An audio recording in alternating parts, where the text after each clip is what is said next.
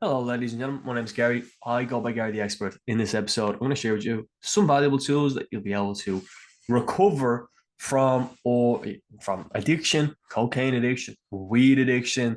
I don't know about heroin addiction, as I don't help people with extreme addictions, and I don't help people with extreme disorders like schizophrenia, anorexia, or other extreme disorders like that. But I do help people with cocaine addiction. I was a cocaine addict. I wasn't a weed addict, which they say you can't. A lot of people say you can't be addicted to that.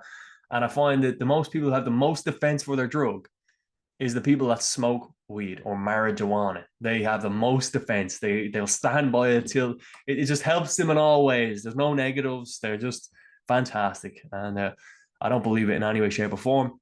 But that's their belief.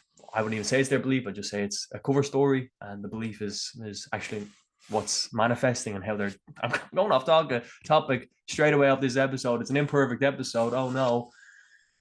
So 5 ways to reclaim your life from cocaine addiction, drug addiction, and there's some principles across the board when you go to recover and you want to get into a sobriety or sober life where you feel great about yourself. There's some key principles that you have to take without a shadow of a doubt.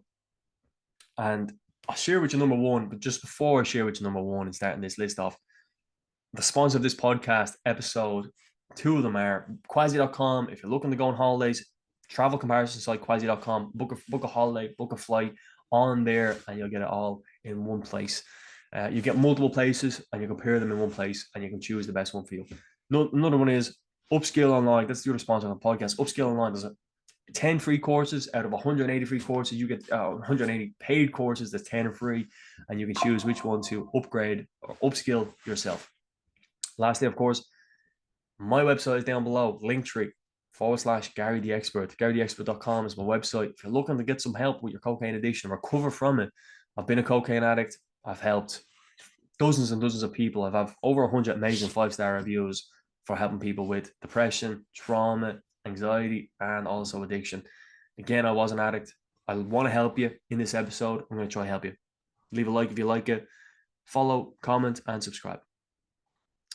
With that being said, number one on the list of these principles that you need, have, should, these big words that you need, and I don't often use that, but you have, and I don't often use that, to do, is commit to zero tolerance. So along the journey, it is, if you let's say you take cocaine in a pub, unbelievably common. The number one place to do it, I would say. Try sniffing at home is another great place to do it. I wouldn't say great place to do it, but it's another place where it's common. If you go to a pub after 3 weeks sober, right, you're in help, you're getting therapy, you're getting support, and you're 3 weeks sober, the likelihood that cocaine is going to cross your mind within the next 4 hours of you being in the pub, I would say is 99.999999%. Now, what happens when that thought comes up? That is hopefully where all that work that you've been building upon is it's starting to become automatic for you to say no. I definitely tell clients that as soon as they want to go test themselves meaning go to the pub or go to a place where their environment is familiar, where they would go take drugs. If it's a pub, if it's a nightclub, if it's a home party, a house party, if it's an environment with friends, if it's going to play bring your beer bowling, the thought is likely to cross the mind, but how you react in that moment is very good. If you can spot it, if you can catch it, rather than it just start playing on you continuously, growing its strength, you've got a good chance of it just passing through your mind. If you can see it from afar, it's kind of like the analogy with a car. Yeah, if you're driving full speed and you see the ramp, it's going to be much better for you to slow down rather than if you're driving full speed and you don't see the ramp, you're just going to go flying. You got to slow down when you see that and you just got to there's a little bump, we go up and we go over and we keep moving on. Committing to zero tolerance is number one on the list, and it actually will be number one guaranteed across the board. Many people feel like they want to get help with addiction. They think they want to get help with addiction. They're having fights, they're having arguments, they're in debt. It would be great for them to get help, but ultimately they're not ready. Now that sounds crazy. What does that even mean? They're not ready. Well, they're not ready meaning that they reached out, and that's apparently good enough. That's apparently just like, I've reached out, I've just stepped out there, I've just put out the feelers, and that's good enough, right? I've tried. That is not a commitment. That is not even close to being ready. You have to literally show up for multiple sessions. That is you being ready. That is you being there. So don't ever, ever try say you've tried if you haven't even gone into the door, sat down, started talking for 4, 5, 6, 7, 10 sessions. Because that's the only way you're going to be showing yourself you've got commitment. You ain't trying if you ain't doing that. Number 2 on the list, find your new high. Very simple. Cocaine tricks your body unbelievably tricks your dopamine systems. I can't express to you how much. I have in multiple previous episodes before. It tricks your body unbelievably. Also, if we hooked you up to a system, we showed you drugs, your brain would go flashing crazy. If we showed you nature, your brain would flash a little bit. Now, ultimately, over time, 180 days, they say average, your brain starts to rewire itself. Well, starting from day one, of course, but over 365 days, if we changed it, if you were sober 365 days, your brain would flash up a little bit with cocaine and drugs, but it flash up a lot of it with nature, particularly if you were in nature and your healing process was in nature, let's say, or food, or you got into something, or you found your new high. For example, let's say you're doing rock climbing, or you're doing race car driving, or you became a coach or something in some way, shape, or form, right? If we showed you videos of coaching, food, rock climbing, your brain would start lighting up in that direction. Why? Because you've rewired yourself to be towards that. That is where your dopamine system, that's what you're thinking about at night. You're thinking about, how do I make this jump to this climb? And what should I do in this situation if I'm playing chess, right? This is my new high. And I'm thinking of all these patterns, right? So your brain's going to start wiring up in that way because you're rewiring it constantly, day in, day out, night in, night out to yourself. So finding your new high is critically important along that recovery journey. Cold showers has a similar spike to cocaine, but cold showers last for 3 to 5 hours, or cold baths last for 3 to 5 hours. Cocaine lasts for 30 minutes. Yeah, maximum up to an hour. Finding your new high is critical. Dopamine tricking your body. Cocaine's tricking your body, tricking your dopamine systems. Also, scrolling is tricking your body as well. It's in a similar vein. It's not the exact same, of course, but it's in a similar vein. It's tricking your body to get this reward. It's very sad, in fact. It's actually very sad. Number 3 on the list here of this 5, build a solid support system. This is all coming from my blog on GaryTheExpert.com. If you do want to read it, you can find it on the blog section on the GaryTheExpert.com website. If you want to read any more things, I'm not even reading from the whole thing, just looking at the title and explaining various different things. So building a solid support system, it's just mind-blowing. It's just mind-blowing to think that people, when you are recovering from cocaine addiction, drug addiction, you're looking across from who else is in the room for you, and you're going, this is my brother. This is the person I die for. This is the person that has my back. No matter what happens, this is the person. And it's that same person that is literally killing you on the inside. And it's devastating to hear. It's devastating to look at. It's devastating to think about.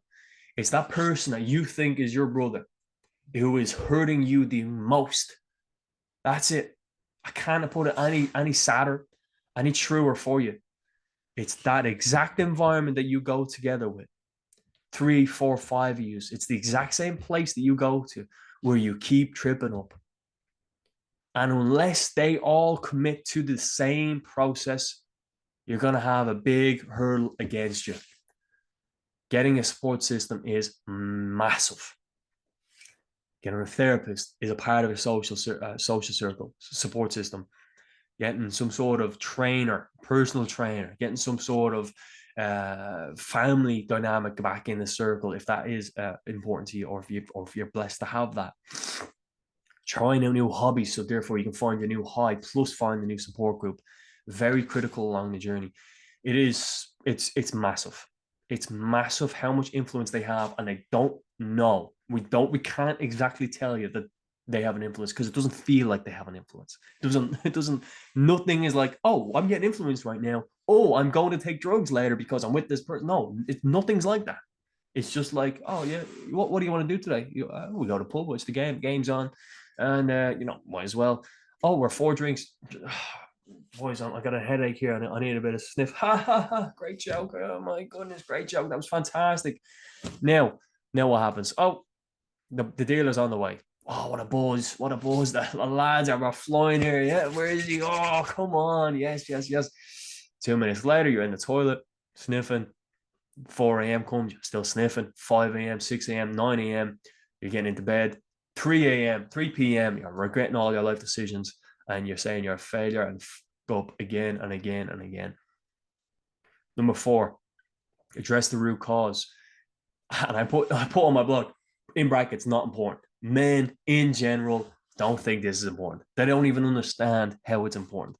I have a very strong client who would be, that has no impact on me. That thing over there, that had no impact on me. But the truth is, it of course does have an impact on you. It's very easy to correlate these things when you really think about them. What I mean by that is a root cause.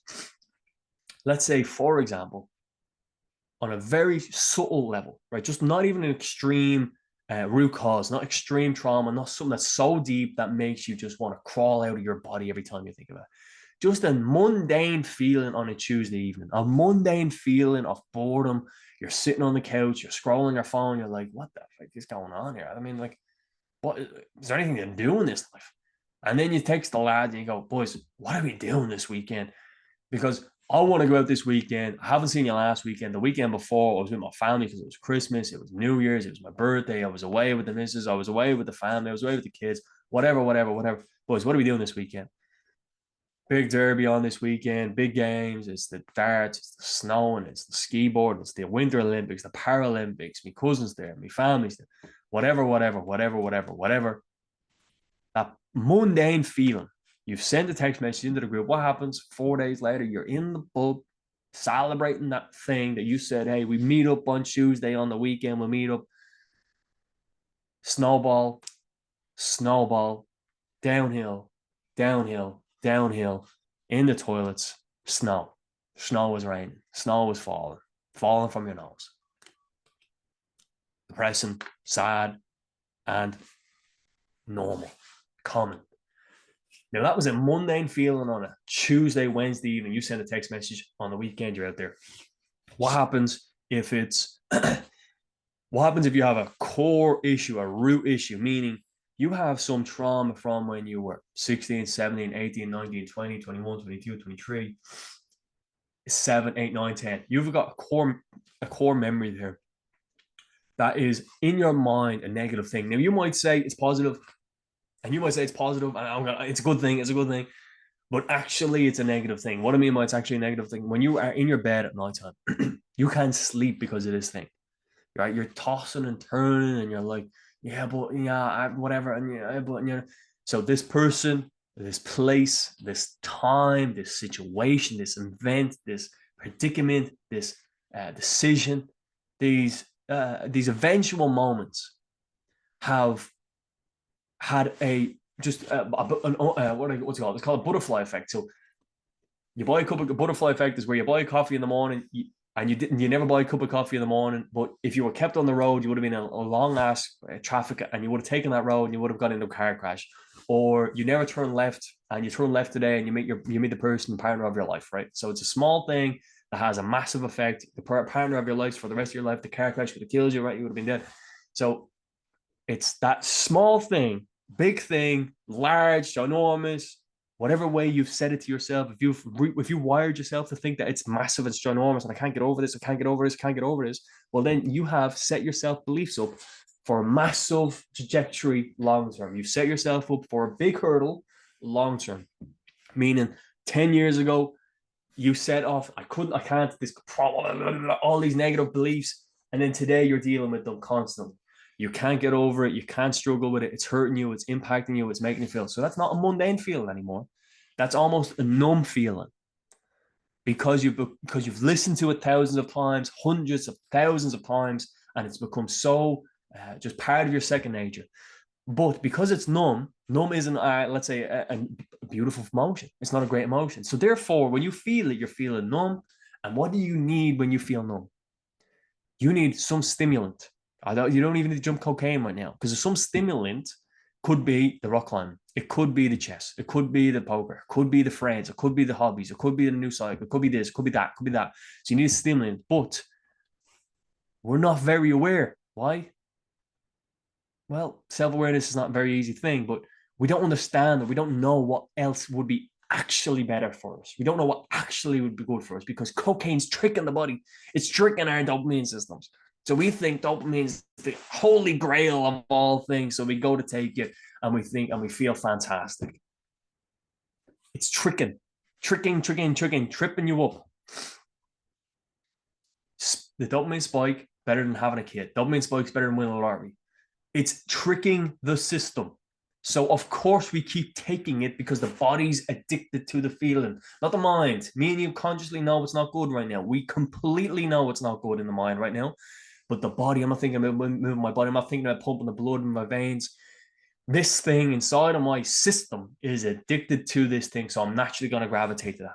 I'm feeling numb. I'm naturally going to gravitate to that. I'm naturally going to go there because it is tricking me beyond belief. Now I need to start tricking myself, believing something else, having a placebo of other things. I need to start getting into other feelings. And how you get that is addressing that root cause. It is a massive, it's Dr. Gabor Mate is studied and taught addiction for 60 years, I believe, at this stage, maybe 50 years. He says all addiction is root of trauma. Doesn't mean it's massive, ginormous, the biggest thing in the world. Doesn't mean it's the smallest thing in the world. He just says trauma. That should give you a massive indicator. Number 5 on the list, prepare for triggers and setbacks. If you think that recovery is a linear path, you are going to likely relapse. I'm not going to say you're going to relapse. You're likely to relapse 85% the first year, 40-60% in the first 3 months. It takes an average of 5.45 times for someone to relapse to get support and then eventually finish, right? Meaning that it takes an average 5 times while someone's getting support and relapsing to then start going on the clear and narrow. You are so likely, it's unbelievable. You have to commit. Number 1, you have to commit that this is no way. I'm going to pay €200 a week on therapy, even though it doesn't cost that, but I'm going to pay €200 a week until I have zero money because I can't buy cocaine. I don't care. That's the type of commitment you need to make to yourself. It can't just be like, you're going to spend €60 on therapy, €70, €80 on therapy, and I'm also going to go to, gotta go to spend €60, €70 on cocaine. No. Pay someone extra money. Give it to your family. Give it the extra money to your family so you don't have money to pay for the cocaine.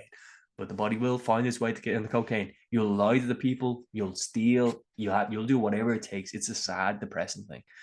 But number 5, again, prepare for the triggers and setbacks. You're going to get set back, but that's not the end of the world. You have to keep committing. Number 1, commit. Triggers. Triggers are all different to every single person. Some trigger might see a credit card and they go, oh, I remember that time with the credit card and Jack's, and that was a great time. It was in Marbella, the this and the that and the link and the event and the friends in it. Or it's the bottles clinking. Happy New Year's, clink, gone. I'm gone. I'm in the Jacks. I need to go take cocaine. What other triggers could it be? Boys, you're coming out this weekend. You're like, yes, I'm going out this weekend. It's going to be awesome. Or triggers, it's your birthday coming up. It's your anniversary coming up. It's your Christmas coming up. It doesn't matter. The triggers are all different to every single person. But what should stay the same, and what I help people with, if you want to book a call in with me, you can. It's a relapse prevention plan. Meaning, you need to have a plan. You need to have a plan of how to stop relapsing, how to stop falling forward, how to stop falling backwards, should I say. Start falling forward. And that's actually a great metaphor there, I suppose. Fall forward. You're going to fall. Fall forward. Move forward. Don't fall back. And don't keep going backwards. So a relapse prevention plan finds out who those people in your life that are impacting you, finds out what you can do and what's triggering you off. If it's that traumatic event or if it's that Tuesday boredom, how do you deal with that? How do you deal with the Tuesday boredom, or how do you deal with that traumatic event from the past? Them type of things on a relapse prevention plan, which I definitely help people walk through. It's very simple. You can find them online as well. It's just unbelievably insightful because you know that Jerry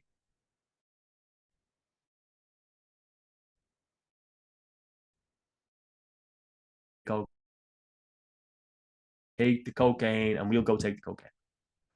So I need to reduce talking to Gary and I need to start doing some hobbies. On a Tuesday evening, Wednesday evening, I need to look at something else. It's not a linear path, but I dare you, I triple dare you to commit to a sober life. All in. All in.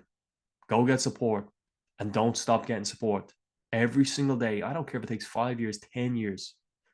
Every day to have a session, a weekly session with someone. Bi-weekly session to have someone. If it takes 5 years, it's going to be worth it for sure. My name's Gary. I go by Gary the Expert. I struggle with cocaine addiction. If you want help with it, feel free to reach out. My website is down below. You can book free call, first call, discovery call with me, and I'm happy to have that call with you. I'll see you when I see you. Keep going. Maybe you're not ready, but if you want to be ready, simply just committing and showing up every single time. Have a beautiful, blessed day. You're amazing. Thank the sponsor of the podcast. Check them in the description. If you're enjoying this podcast, leave a rating, leave a like, subscribe, and comment below if you have anything interesting or you want to start a conversation with myself. Thank you. See you in the next episode. Bye-bye.